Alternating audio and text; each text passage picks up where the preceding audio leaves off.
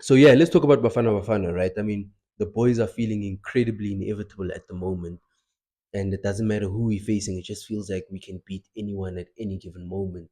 But before we get into it, let's talk about a couple of things that I feel had the potential of ruining the game. And first things first, in the first 10, 15 minutes, the game was a bit scrappy, it was a bit iffy.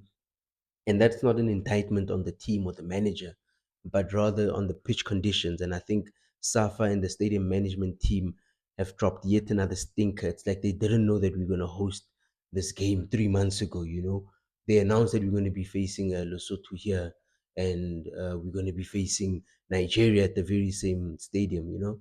So the least you could do is plan and get your pitch in the right working condition. And for me, it affected how we played.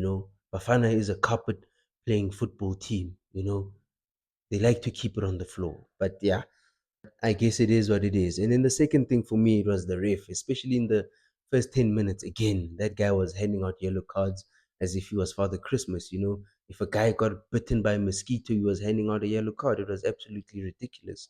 I mean, you can't just be blowing for everything. But thankfully, after the first 15 minutes, he pulled himself towards himself, and he managed the game pretty well from there.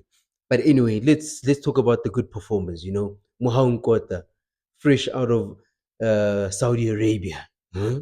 You could see that the boy looks light on his feet. Hmm? He's got that money walk. He was floating across the pitch. That goal that he took, that goal was absolutely beautiful. And I think he gets bonus points for the celebration as well. It was perfectly cushioned, the technique chosen, the timing. Oh, and then of course the person that put it all together, Sipumbule Bafetu. Hi, Sipumbule is the one, guys. I can't believe the guy's 27 and he's only making his impact on the national team now. It is absolutely unbelievable. I'm actually gobsmacked. For me, I think he at that level of talent, I guess other factors led to him making such a late debut, but my goodness, what a player, bro. And I think he comfortably walks into that AFCON team if he keeps this form up. So yeah, it was a good performance from the team. I mean, most of them put in a clean shift. Lyle Foster is in the form of his life. He just scored at Old Trafford. Now he scored in the City of Roses.